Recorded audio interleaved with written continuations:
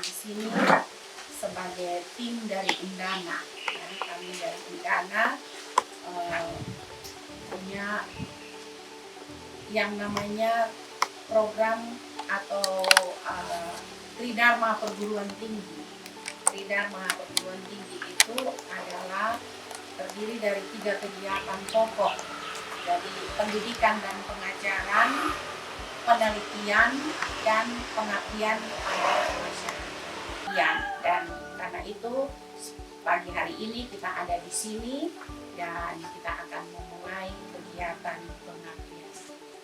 Baik, sebelum kita memulai, kami tim ada 3 orang.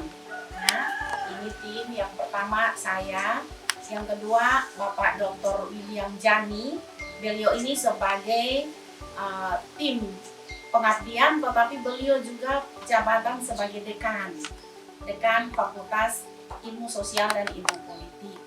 Kemudian dengan Pak Melkisedek NBC Nolaka, beliau ini mantan dekan. Baik, mengawali kegiatan ini, saya berikan kesempatan kepada Bapak Dekan selaku pimpinan fakultas dan juga selaku tim untuk menyampaikan niat dan daripada kegiatan kami pada siang pagi hari. Bersama Pak dan masyarakat untuk menerima kami dalam rangka kegiatan penelitian. Seperti yang Ibu Dokter sampaikan bahwa kegiatan penelitian masyarakat ini adalah salah satu dharma daripada Tridharma Perguruan Tinggi. Dharma pertama adalah pendidikan pengajaran. Apa artinya pendidikan pengajaran? Tugas dosen adalah memberikan perkuliahan kepada para mahasiswa. Apakah mahasiswa S1, mahasiswa S2, harus. Jadi ini kegiatan yang harus dilakukan oleh setiap dosen, ya. Dan setiap tahun tidak bisa hanya berdiri di muka kelas dan selesai. Dan apa sumbangan dosen terhadap masyarakat? Ya, salah satunya adalah penelitian kepada masyarakat. Ini juga perguruan tinggi. Ya, kalau guru-guru di SMA ke bawah ya ada pendidikan pendidikan yang tidak sampai pada aspek-aspek. Jadi segera kehadiran di sini adalah ini secara singkat kita diskusi, kita juga ingin menggali ya. Salam sehat bagi teman-teman semua. Yang pertama saya menghormati Bapak dan Ibu dosen dari Universitas Jenderal Hutan dari bagian sosial dan politik, dan Bapak PJ Desa Persiapan ini bersama perangkat yang saya hormati, bagian dari kader serta dalam kegiatan sosialisasi kegiatan ini kita lihat di depan pendataan dan informasi dalam hal Bapak dan Ibu dari tingkat provinsi untuk datang menggali visi yang menggali dan juga masyarakat dan juga ilmu yang mereka bisa membagikan kepada kita mengenai pembangunan desa berkelanjutan ke depan. Dan juga dari Bapak dengan Ibu memberikan pengalaman-pengalaman administrasi ya, makanya kita masih beli di SDM. Nah ini kita bersama-sama membagi pengalaman pada hari ini. Makanya kegiatan ini pagi ini saya buka kegiatan sosialisasi pada hari ini untuk pembangunan desa berkelanjutan ke depan. Saya buka Rizky pada hari ini. Shalom. Kegiatan ini bersifat sosialisasi, penyuluhan tentang arti pentingnya ya, data dan informasi bagi perencanaan pembangunan desa berkelanjutan. Data itu penting, ya. Kita mau ngomong apa saja itu harus dibuktikan dengan data, ya. Karena itu apalagi dalam perencanaan pembangunan, data itu sangat-sangat penting. Kita tidak bisa merencanakan pembangunan dengan cara kita tidur mimpi apa, nah sudah kita buat dalam perencanaan, ya itu tidak bisa. Harus didukung dengan data-data yang valid, akurat, ya, data yang lengkap, dan itu menjadi hal yang sangat penting. Kita di perguruan tinggi banyak kali mahasiswa penelitian, khususnya berkaitan dengan Musrenbangdes. Ya. Hasil penelitian itu menunjukkan bahwa masyarakat banyak yang egois. Mereka tidak mau ikut Musrenbangdes. Alasannya karena apa yang menjadi aspirasi mereka, kan sebenarnya tujuan dari Musrenbangdes itu, Musrenbangdus itu adalah masyarakat menyalurkan aspirasi, ya, perencanaan yang bersifat bottom up, dari bawah. Jadi masyarakat menyampaikan apa yang menjadi kebutuhan, apa yang menjadi permasalahan untuk ditampung lalu dibuat dalam perencanaan yang pada gilirannya menyelesaikan masalah di pedesaan atau masalah masyarakat yang ada. Tapi kebanyakan masyarakat bilang, kita suka apatis, lebih kerja kebun, dapat hasil daripada duduk-duduk ikut ini perencanaan kita usulkan, tapi apa yang kita usulkan tidak pernah diakomodir, ya. Kita usul lain, yang diakomodir lain, yang kita usul banyak-banyak tidak satu pun juga yang diakomodir. Nah, apa yang diusulkan harus didukung dengan desa ini mulai banyak kegiatan itu setelah berlakunya Undang-Undang Nomor 6 Tahun 2014, ya. Dan dalam undang-undang itu ada 3 dokumen penting yang harus dibuat oleh pemerintah desa, kepala desa bersama perangkat desa dan PPD. Dokumen itu yang pertama adalah Rencana Pembangunan Jangka Menengah Desa (RPJMDes).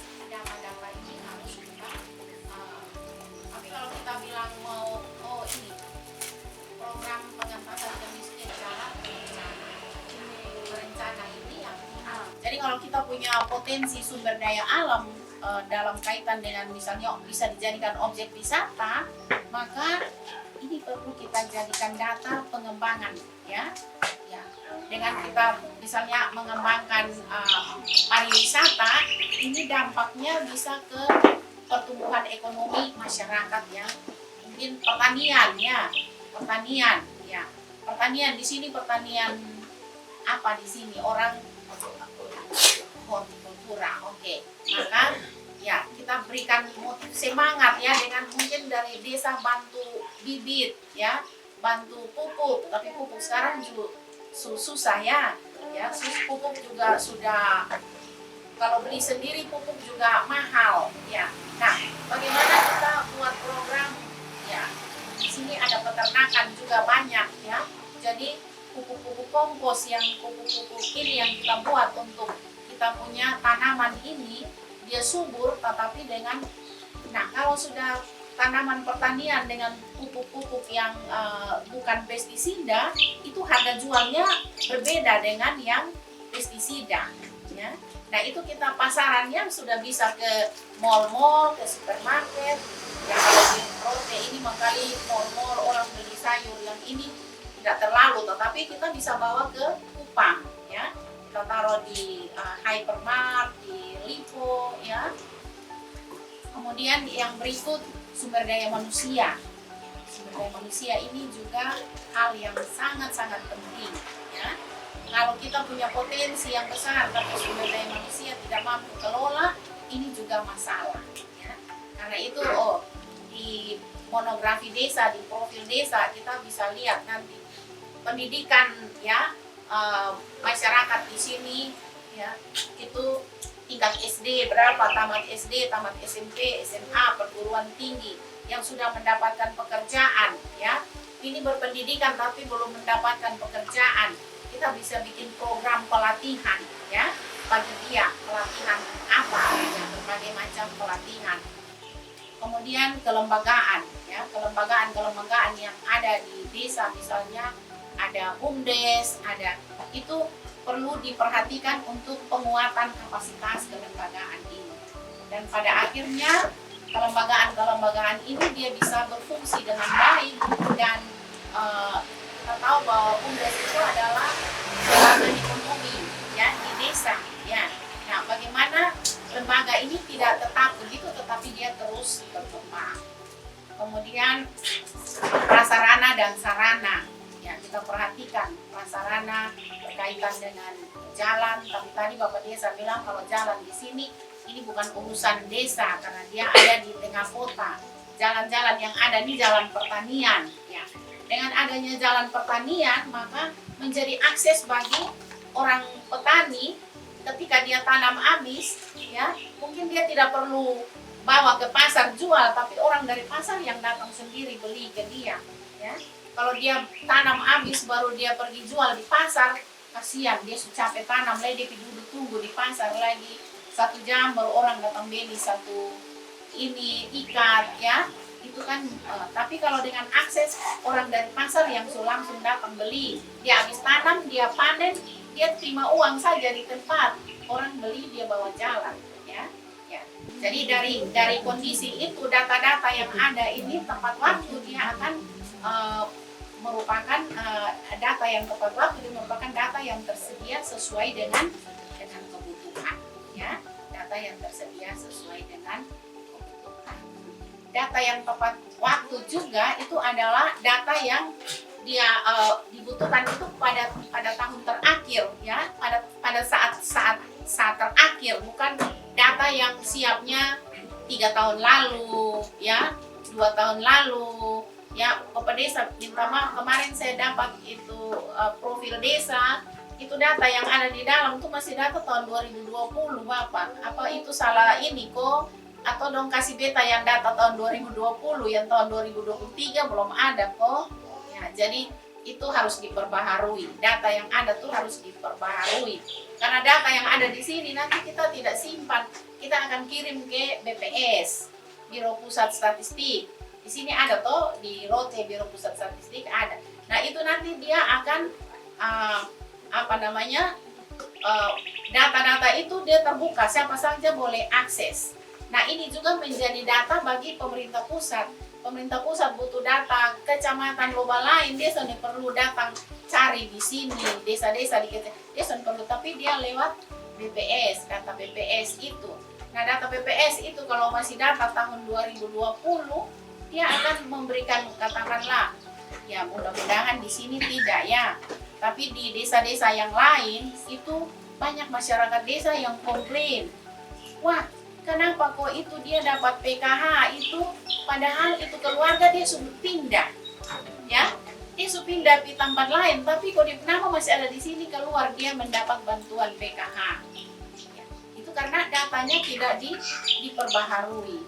Yang demikian maka salah satu permasalahan utama perencanaan pembangunan, ya, di Indonesia, ya, di banyak desa-desa itu berkaitan dengan buruknya data. Mudah-mudahan di sini desa yang terbaik, ya. Jadi data-datanya juga harus sudah baik. Tapi kalau masih ada yang ini, diharapkan melalui kegiatan ini lebih lagi diperbaiki, ya, supaya akan menjadi lebih baik. Nah, jadi inti daripada perencanaan yang berbasis data itu adalah meningkatkan kesejahteraan masyarakat. Kalau masyarakat sejahtera berarti perencanaan yang baik, data tentunya didukung dengan data yang baik. Mengurangi kesenjangan sosial, jangan sampai dalam masyarakat ini kehidupan yang kaya semakin kaya, yang miskin semakin miskin. Nah, kesenjangan sosial tinggi. Mendukung pembangunan berkelanjutan di desa. Jadi seperti tadi, kalau kita bangun sekolah, ya, kita butuh dukungan data yang sehingga pembangunan ini dia menjadi berkelanjutan. RT, RW, dusun, ingat. Ada perubahan, ada tambah kurang orang dalam desa, harus segera lapor. Ada penambahan apa, segera lapor. Ada masalah apa, segera lapor. Ya, karena perencanaan juga untuk menyelesaikan masalah, toh. Masalah apa, segera lapor. Sehingga bisa disusun perencanaan. Data yang ada di sini, profilnya itu, dia harus sinkron dengan, terintegrasi dengan data di BPS, Biro Pusat Statistik, ya. Sehingga ketika mereka buat, oh kecamatan dalam angka, oh ini desa ini punya data ini betul. Tahun lalu dia punya data begini, tapi ini tahun dia punya data. Jadi datanya diperbaharui terus. Ya.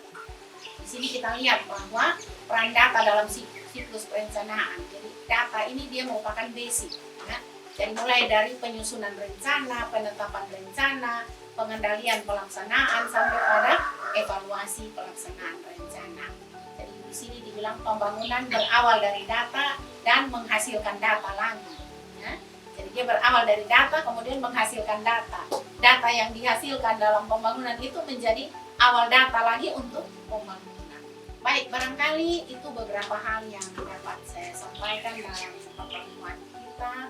Ya, saya percaya di desa ini sudah berjalan baik. Ya. Kalau misalnya dalam penyampaian masih ada hal-hal yang ini kita bisa lengkapi. Ya. Barangkali hal-hal itu yang dapat saya sampaikan. Mungkin dilanjutkan, dilengkapi lagi oleh Pak William. Cukup terbatas. Bagaimana membuat perencanaan yang bagus, bagaimana melaksanakan kebijakan yang bagus, bagaimana membuat ini tergantung dari sumber daya. Negara yang maju ya, mereka punya sumber daya manusia, memiliki dokter yang sangat banyak, misalnya Jepang, Korea Selatan, Israel, ya, negara Barat, Jerman, Prancis, Inggris, Amerika, itu mereka sumber daya manusia, dokter sangat banyak. Indonesia berapa? Data Bapak 3 tahun lalu 35.000 dokter. Jadi sekarang segitu. Tapi belum sampai 50.000. Nah, ini persoalan yang sudah tapi berguna dengan sumber daya. Kita jangan baik itu bagaimana kita membangun sebuah bangsa menuju pada bangsa yang berdaya. Salah satu tugas pemimpin adalah mengambil keputusan. Tapi banyak tugas, tapi salah satunya adalah mengambil keputusan yang tepat, yang berkualitas. Kuncinya apa? Kuncinya adalah harus ada data. Jadi tidak bisa tanpa data kita mengambil keputusan. Kita hanya perkiraan aja, atau kita menggunakan asumsi ya, asumsi. Kalau keputusan berbasis data pasti kualitas. Keputusan asumsi itu keputusan yang mencelakakan. Makanya Bapak Ibu lihat di televisi itu demo terus ya, demonstrasi mahasiswa, demonstrasi banyak kalangan terhadap pemerintah. Itu kan persoalan berhubungan dengan keputusan yang tidak berpihak kepada rakyat. Makanya mahasiswa demo. Karena keputusan mungkin tidak berbasis data. Ya, dulu juga pernah dibicarakan ya, pernah diwacanakan. Anggota DPR ini kan salah satu tugas adalah bagaimana mengambil keputusan. Fungsi legislasi ya, tetapi kan hanya duduk manis, bukan ya. Kemudian mengambil keputusan kepada anak ini juga sangat disesatkan. Dan tadi Ibu Dokter menyampaikan tentang pentingnya data dan saya juga sepakat bahwa data informasi itu. Persoalan pokok yang kita hadapi oleh Indonesia adalah informasi dan data, baik pada level nasional maupun pada level provinsi, kabupaten, kota sampai dengan desa. Ini kita tidak boleh, kita harus secara jujur mengatakan itu. Kita spekulasi. Data itu ya berimplikasi pada pengambilan keputusan. Ya, kebanyakan ya berdasarkan data, berdasarkan asumsi sudah, kira-kira sudah. Ya. Nah, apa artinya keputusan berbasis data? Data adalah hal utama ya. Keputusan bukan berbasis asumsi tetapi berbasis data. Kalau kita ingin supaya keputusan kita bagus, memberikan dampak positif bagi masyarakat, begitu ya. Sebab kalau keputusan salah ambil ya dia berdampak negatif. Makanya banyak sekali kebijakan-kebijakan yang dibuat oleh pemerintah ya, tetapi jangan dilakukan evaluasi. Nah, apa artinya? regulasi itu kan diberikan umpan balik untuk sebuah keputusan, apakah keputusan dihentikan saja karena tidak berguna bagi masyarakat, dihentikan saja, ya, atau keputusan itu dilanjutkan karena berguna, ya, atau dilakukan penyusunan. Data yang benar itu juga harus diuji. Ya, di pemerintah daerah kan ada Litbang, ya. Litbang itu ada satu lembaga yang dibentuk oleh pemerintah daerah yang disebut sebagai lembaga penelitian dan pengembangan. Nah, apa fungsinya? Fungsinya adalah bagaimana memproduksi informasi dan data untuk kepentingan bagi pemerintah. Pemerintah membuat kebijakan karena sudah disiapkan oleh lembaga itu. Pemerintah ingin memperbaiki pelayanan publik karena sudah ada informasi dan data yang dibuat oleh lembaga itu, lembaga penelitian dan pengembangan.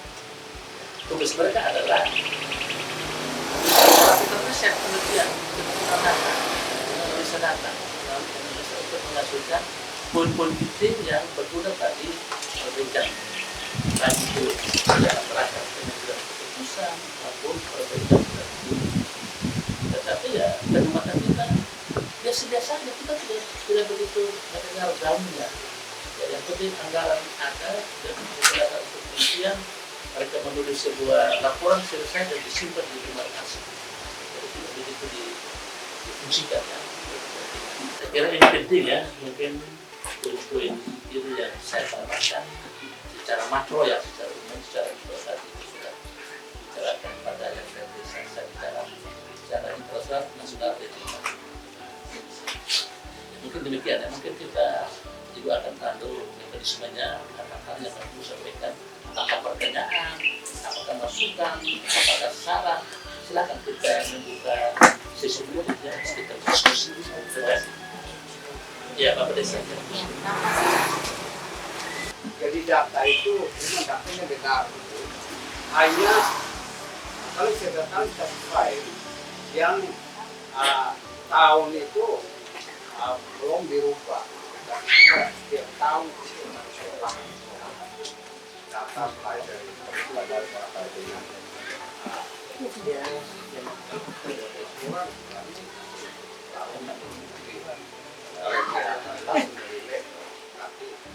contoh dari file itu cuma tahunnya.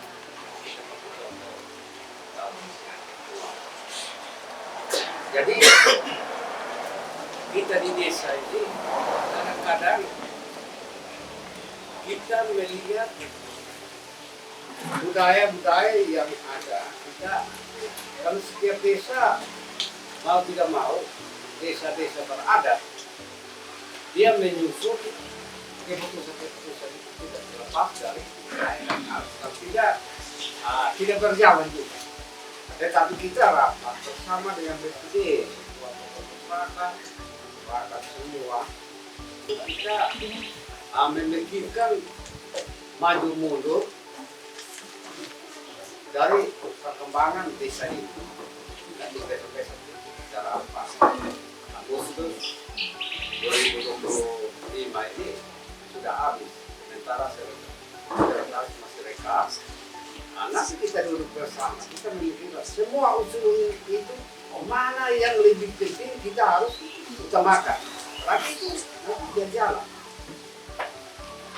Jadi pengalaman kita di sini, hasil musyawarah rapat di dusun, usulan kegiatan-kegiatan tahunan itu, nanti baru kita rekap dan kita mulai bahas khusus di desa.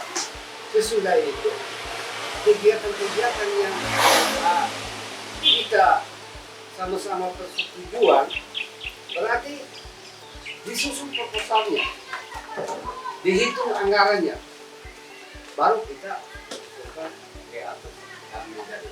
Sesudah itu kita usul ke atas, tapi masih di sesi di atas lagi, apakah itu bisa atau tidak.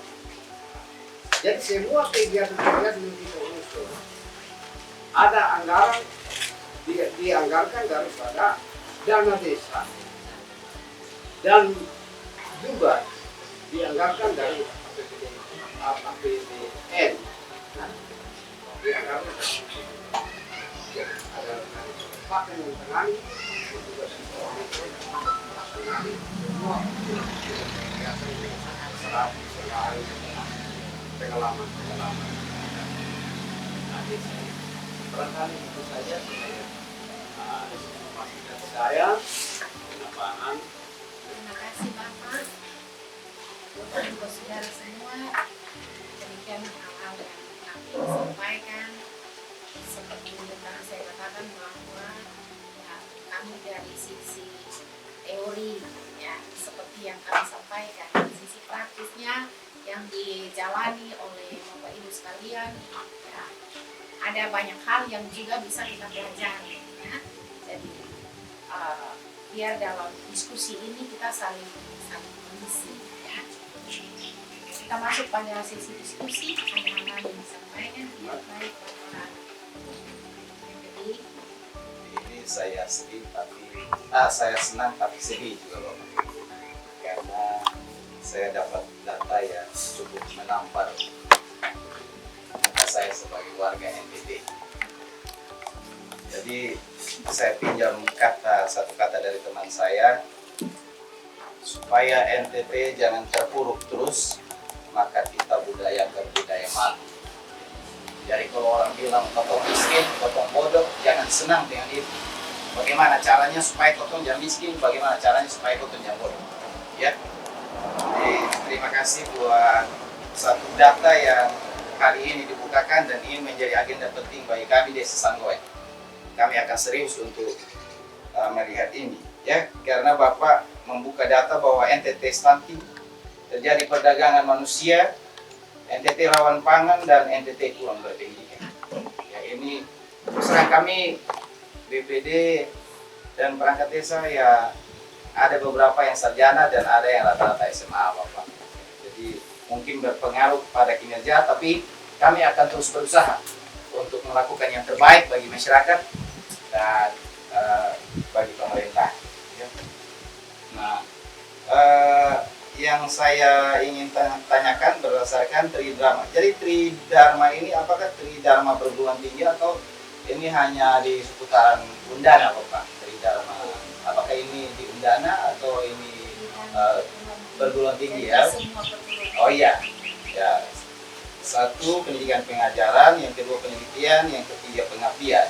Nah, soal yang pendidikan dan pengajaran, Bapak dan Ibu, kalau teman anak-anak muda yang berkesempatan kuliah di kampus itu artinya mereka dapat mengecap langsung atau menerima langsung ilmu dari Bapak dan Ibu. Tetapi bagaimana dengan kami masyarakat desa yang tidak duduk langsung di kampus? Apakah ada terobosan dari Undana? Apakah itu dalam bentuk link atau bentuk aplikasi yang kami bisa download atau kami bisa akses untuk kami bisa menimba ilmu dari sana? Karena usia kami ya sudah lewat untuk duduk di kampus Undana gitu. Dan soal penelitian, adakah hal-hal positif yang Bapak dan Ibu ada di Rotes ini yang temukan di desa-desa lain yang bisa dibagikan kepada kami Desa Sanggoe supaya kami juga berkemajuan seperti desa-desa yang lain. Dan soal pengabdian, apakah ada hari dari Undana yang dilakukan sebagai bentuk real dari pengabdian dalam bentuk pengabdian kepada kami masyarakat, atau soal pengabdian ini seperti yang kita lakukan hari ini? Mohon penjelasannya. Dan mungkin itu saja Bapak dan Ibu, Tuhan memberkati. Mungkin tadi Bapak Ketua bilang dia sedih, dia senang, tapi saya tidak bisa senang tuh. Karena begini, mungkin awalnya saya bilang begini, bahwa kalau sebut orang Undana, sebut dosen, mungkin yang tahu itu orang dia baru kenal doang. Tapi ya kita ini belum kenal, belum tahu orangnya setiap hari ini kita senang karena kita lihat langsung orang Undana, orang dosen yang ada. Jadi mungkin saya berbicara menyangkut dengan data, menyangkut ke depan anak-anak kita punya masa depan. Artinya saya bisa minta maaf kalau memang salah, mungkin kali itu pikiran saya sendiri. Bahwa karena sekarang ini di desa kita ini, desa hidup, persiapannya kita ke depan 2 tahun kita masuk pada desa definitif, desa persiapan desa definitif. Jadi artinya bahwa pasti sebuah data itu pasti ada perubahan. baik data baik KK maupun data anak-anak kita yang sudah bersekolah pun juga pasti berubah. Jadi otomatis masyarakat umum seperti ini kita rubah desa baru kita data kembali desa baru otomatis belum semuanya 100%. Jadi kalau anak-anak kita masih banyak data sudah bisa hidup, lalu kita cuma sudah bisa periksa apakah data-data mereka itu terpengaruh tidak ketika langsung sampai di berkuliah. Itu yang pertama. Yang kedua, mungkin hari ini secara pribadi saya bangga karena saya ketemu langsung dengan Bapak dan Ibu dosen Undanan, di mana selama ini kita puan anak-anak ini, khusus kita semua ada di sini, anak-anak kita periksa pemerintah pasti ke depan. 75% anak-anak kita Sangguan itu ada di Undanan, 20% itu mungkin mereka keluar, tapi 75% ada di Undanan. Saya kadang-kadang melihat, saya puan belum sampai kuliah, tapi saya sudah melihat anak-anak kita yang sudah dahulu, yang sudah kuliah. Selesai kuliah itu kadang-kadang mereka tidak bisa buat apa-apa. Tidak bisa buat apa-apa. Baik pekerjaan pun juga, pengalaman pun juga, kadang-kadang hadapan mereka pun juga sama ke orang baru SMP. Jadi saya berpikir begini, kira-kira Bapak dan Ibu sudah ada, sudah ketemu langsung kita, kami juga bangga. Kira-kira jurusan apa yang sangat membangun desa di dalam kuliah ini, kira hal apa harus mereka ambil? Karena kadang-kadang ada yang pengaruh ikut kawan, kita ambil jurusan ini sudah ikut kawan, pengaruh, padahal dia punya ide, dia punya bakat, dia tidak situ, selesai saja dia seperti hal biasa. Jadi mungkin itu saja Bapak Ibu, mungkin pada ke depan kira-kira SDM kita membangun satu desa itu, anak mempersiapkan alat kualitas itu, jurusan mana yang harus mereka harus tempuh itu, supaya mereka juga bisa menjadi pembangun desa kita Sanggoen, desa persiapannya ke depan. Mungkin itu saja Bapak Ibu, mungkin kalau mungkin kenapa saya salah saya itu. Di sini saya mencatat ada beberapa hal di sini. Kalau kita berbicara tentang data, maka harus kita lihat di fakta-fakta.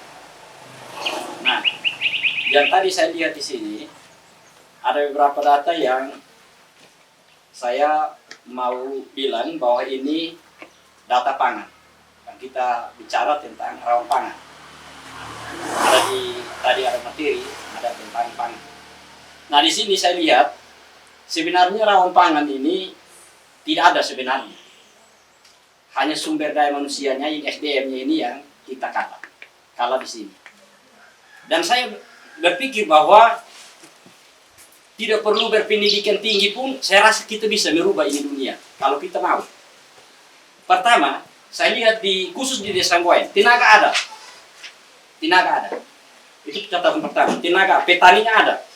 Lahannya ada. Tetapi kurangnya peralatan. Tidak ada peralatan. Dan yang berikut, juga anggaran. Dan yang terakhir, yaitu pembeli. Saya yang bicara ini sebagai seorang petani, anak muda, dan saya sudah lihat hasilnya. Dan pernah mendapat piagam penghargaan dari Provinsi NTT, yaitu Kepala Dinas Pak Johannes Tai, juara 3 komoditi jagung. Tetapi sampai sekarang kenapa kita tidak berkembang? Karena pertama, kita tidak didukung dengan peralatan yang bagus. Dan yang kedua, tidak ada pembeli. Akhirnya sampai hari ini kita lemah dan kita tetap di situ saja. Nah, kenapa saya bilang tidak ada peralatan yang mendukung? Saya lihat ada bantuan banyak yang sudah pemerintah sudah berikan kepada masyarakat, tetapi tidak pas sasaran. Orang tidak kerja, tapi kasih dia alat. Kita yang bekerja sebagai anak muda, kita yang bekerja, tetapi tidak didukung dengan alat. Kita sampai hari ini pakai alat pemerintah, tapi kita kontrak. Saya kontrak dari BUMDes. Saya punya kelompok itu 34 orang. Ini saya bicara tentang data dan fakta yang kita alami di lapangan. Bagaimana solusinya? Pemerintah ke depan bisa mendukung kita anak muda untuk bisa berkarya dalam pertanian. Dan yang berikut, waktu masih pejabat Pak Meksimui, saya bilang bahwa minimnya SDM bagi masyarakat Desa Sanggoen, apa salahnya kita studi banding? Kalau kita mau ekonomi pertanian Desa Sanggoen maju, harus studi banding dalam beberapa hal. Karena saya selalu ke Kupang, saya ke sana bukan ke mau. Tetapi saya berjalan ke tempat-tempat pertanian, tempat-tempat peternakan dan perikanan. Di sana saya lihat-lihat. Ternyata Ada banyak. Tetapi hanya kita lihat-lihat saja. Tetapi kalau kita melakukan studi banding, maka saya rasa desa ini bisa maju. Saya tidak omong ke luas, hanya omong dalam desa. Kalau desa mau, kita anggarkan studi banding. Jangan hanya di Kupang, ke Bali atau ke Jawa, bisa. Ada orang yang bisa mau. Kalau kita mau. Nah di sini, kita lihat yang pertama, yaitu studi banding ke pertanian. Yang kedua, ke peternakan. Saya lihat di desa Sangwai sudah pertanian, peternakan sudah, tetapi makanan yang kita pakai, kita hambur-hambur saja. Karena tidak ada SDM yang mendukung, karena kita hanya pakai yang manual-manual saja. Tetapi kalau kita studi banding keluar, pasti ada ilmu yang kita dapatkan. Dan yang terakhir yaitu perikanan. Perikanan saya rasa di Sangwai bisa. Kemarin saya masih di Kota Kupang, saya lihat ada satu tempat. Di situ sumber airnya jauh. Mereka pakai air pump, tetapi mereka bisa ada ikan di sana. Mereka makan dan bisa jual. Ini tempat-tempat penampungan. Sempat saya foto, saya tanya, barang ini ambil dari mana? Dari Bali, Pak. Nah, saya lihat bisa. Dan saya sudah punya program di otak saya ini, bahwa kalau tahun ini kita ada rapat anggaran di desa ini, saya minta kalau bisa Bapak Desa kita anggarkan ikan dulu.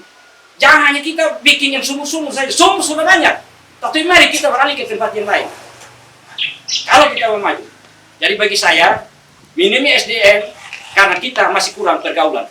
Terima kasih. Bapak, yang pertama Bapak Ketua DPD soal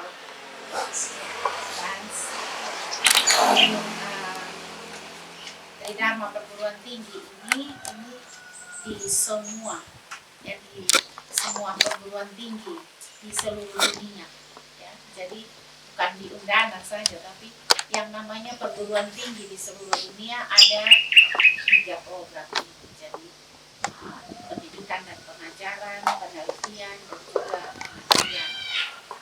Bahkan ada yang model kalau di katakanlah politeknik itu mereka lebih ke pendidikan vokasi. Jadi itu 60% ke praktek, 40%-nya teori. Kalau yang perguruan tinggi universitas itu 40% praktek, teorinya yang lebih banyak, 60%. Jadi kalau soal link pendidikan ini, ya tentunya kalau untuk mau dapatkan informasi itu bisa. Tapi kalau katakanlah proses pembelajaran yang mahasiswa S1, S2, S3 ada kuliah, lalu kita juga mau ikut dengan link, ya tentunya ada aturan-aturannya, ya. Jadi kalau kita sebagai mahasiswa yang sibuk, ya mungkin kita bisa dengan link, tapi itu juga ada aturan, ya. Dari kementerian itu ada aturan bahwa perkuliahan ini ketika sebelum masa pandemi itu perkuliahan harus tatap muka, ya. Izin belajar, tugas belajar juga itu ada ketentuan, ya. Tapi ketika pandemi itu ada aturan lagi bahwa bisa perkuliahan itu dengan link, jadi 30%, 70%. Ya. Yang itu ada linknya, tapi itu berlaku bagi mahasiswa. Kalau yang bukan mahasiswa itu tidak ada untuk mengikuti kuliah. Mahasiswa ada kuliah, kita ikuti, ya, dengan ini, ya. Kalau penelitian, ya, saya hasil penelitian kalau soal perbandingan desa, saya baru tahun ini, ya, penelitian di desa itu ada banyak yang melakukan penelitian, tapi dengan kasusnya berbeda-beda, sehingga saya tidak bisa bilang oh desa ini hasilnya bagaimana, ya. Jadi katakanlah penelitian tentang apa namanya, di Undana juga kan ada berbagai ilmu. Jadi ada banyak yang datang penelitian di Rote misalnya, tapi dengan bidang ilmunya masing-masing, ya. Jadi saya tidak bisa bilang oh teman saya penelitian bidang ilmunya hasilnya begini, itu ya, jadi itu sesuai dengan bidang ilmu. Jadi kita nanti mau bagi, saya tidak bisa bilang karena itu orang lain punya ini, saya saya salah, harus atas seizinnya dia. Atau ada link-link atau ada jurnal-jurnal, hasil-hasil penelitian itu kita publikasikan di jurnal. Ya, jadi nanti bisa kita dapatkan dari informasi-informasi itu dari hasil penelitian yang dipublikasikan.